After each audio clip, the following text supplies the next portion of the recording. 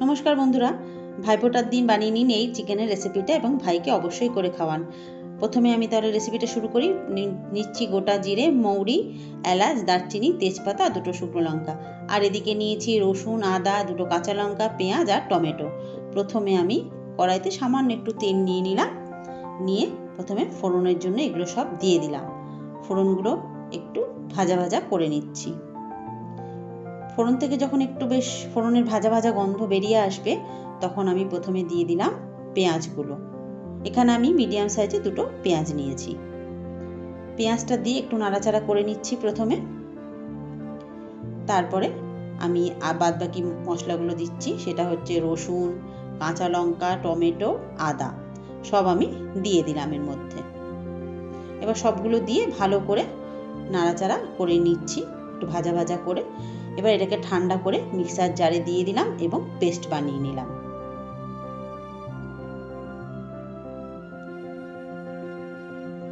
Paste করে নেওয়ার পর আমি ঢাকনাটা খুলে এর মধ্যে দিয়ে দিলাম বড় চামচের 2 চামচ টক দই। এবার আমি সেটাকে আবার পেস্ট করে নিলাম। এদিকে আমি 500 গ্রাম মাংস নিয়েছি। তার মধ্যে দিয়ে দিলাম নুন, হলুদ, জিরের গুঁড়ো, ধনের গুঁড়ো, লঙ্কার গুঁড়ো আর 1 চামচ চিনি আর বড় চামচের এরকম 4 চামচ রিফাইন তেল। দিয়ে দিলাম 1 চামচ ঘি। আর এদিকে যে পেস্টটা বানিয়েছিলাম সেই পেস্টটাও আমি দিয়ে দিলাম এই মাংসটার মধ্যে। সমস্ত কিছুগুলো দিয়ে আমি এটাকে ভালো করে ম্যারিনেট করে নেব, ভালো করে নাড়াচাড়া করে মেখে নেব একদম, যাতে ভালোভাবে মাংসটা মাখানো হয়ে যায়। এবার এটাকে রেখে দেব আমি 1 ঘন্টা আধ ঘন্টা। আমার হাতে সময় কম ছিল বলে আমি আধ ঘন্টায় রেখেছি। যদি আরো বেশিক্ষণ রাখতে পারেন তাহলে বেশি ভালো হয়। এবার আমি কড়াইতে তেল দিয়ে নিয়ে প্রথমে পেঁয়াজ কুচি দিয়ে দিলাম। পেঁয়াজ কুচি দিয়ে আমি এগুলোকে বেরেস্তা করে বানিয়ে তুলে নিলাম। এবার ওই বেরেস্তাগুলো তুলে নিয়ে যেই তেলটা ছিল তার মধ্যে আমি দিয়ে দিলাম টুকরো করে কেটে রাখা আলু। আলুটাকে নুন হলুদ দিয়ে ভালো করে লাল লাল করে ভেজে তুলে নেব। আপনাদের যদি মনে হয় যে আলু দেবেন না তাহলে নাও দিতে পারেন। আমার পরিবারের সবাই আলু খেতে ভালোবাসে মাংসে বলে আমি দিয়েছি। এবার আলুটা তুলে নেওয়ার পর এবার আমি যে মাংসটা ম্যারিনেট করে রেখেছিলাম সেটা গ্যাস জ্বালিয়ে গ্যাসের আঁচটা ফুল ফ্লেমে দিয়ে কড়াইটা বসিয়ে দেবো। দেখুন কীরকমভাবে তেল উপর দিকে ভেসে উঠেছে। এবার প্রথমে যখন কড়াইটা বসালাম তখন কিন্তু আঁচটা ফুল ফ্লেমে ছিল। এবার আমি একটু নাড়াচাড়া করে দিচ্ছি যাতে লেগে না যায়। প্রথমে একটু নাড়াচাড়া করে নিলাম। এরপর আমি ফ্লেমটাকে মিডিয়াম করে দেব, দিয়ে তারপরে আমি ঢাকা দিয়ে দিলাম। 10 মিনিট বাদে আমি ঢাকাটা খুললাম। দেখুন মাংসের ভেতর থেকে কীরকম তেল ছাড়তে শুরু করেছে।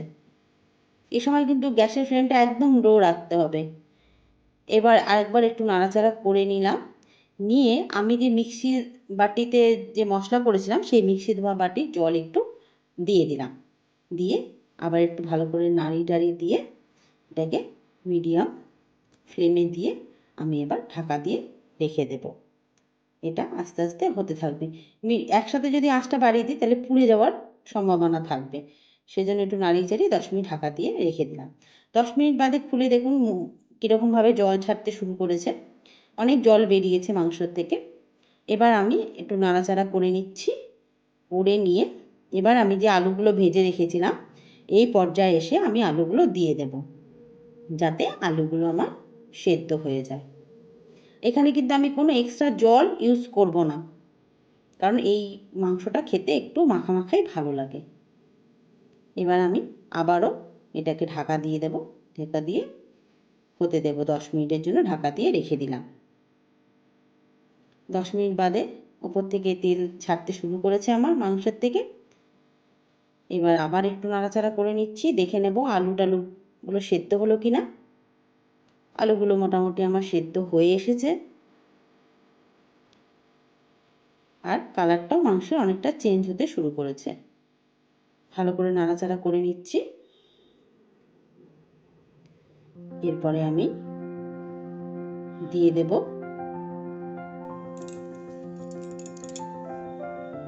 কসুরি মেথি। আমি এখানে রুচির কাসুরি মেথিটা এভাবে হাতে নিয়ে ডলে এই মাংসের মধ্যে মিশিয়ে দিলাম। আপনাদের কাছে যেরকম থাকবে সেরকমই আপনারা দেবেন। এবারে এই কাসুরি মেথিটা দিয়ে দেওয়ার পর আমি ভালো করে মাংসটা নাড়াচাড়া করে নিচ্ছি। এর মধ্যে কিন্তু আমি কোনো এক্সট্রা জল আর ইউজ করিনি। আর দিয়ে দিলাম যে ভেজে রাখা যে বেরেস্তাটা রেখেছিলাম সেটা এখন এই মাংসের মধ্যে দিয়ে দিলাম। বেরেস্তাগুলো দিয়ে আমি আবারও এটাকে ভালো করে নাড়াচাড়া করে নিচ্ছি। আমার মাংস এবং আলু দুটোই সেদ্ধ হয়ে গেছে এবং এটা তৈরিও হয়ে গেছে। আমি এটাকে একটু নাড়াচাড়া করে গ্যাসটা নিভিয়ে দিয়ে আমি ঢাকা দিয়ে দেব, 10 মিনিট রেখে দেব। ঢাকা দিয়ে দিলাম, গ্যাসটা নিভিয়ে দিয়েছি। 10 মিনিট বাদে এটা আমি গরম ভাতের সাথে পরিবেশন করে দেব। নমস্কার।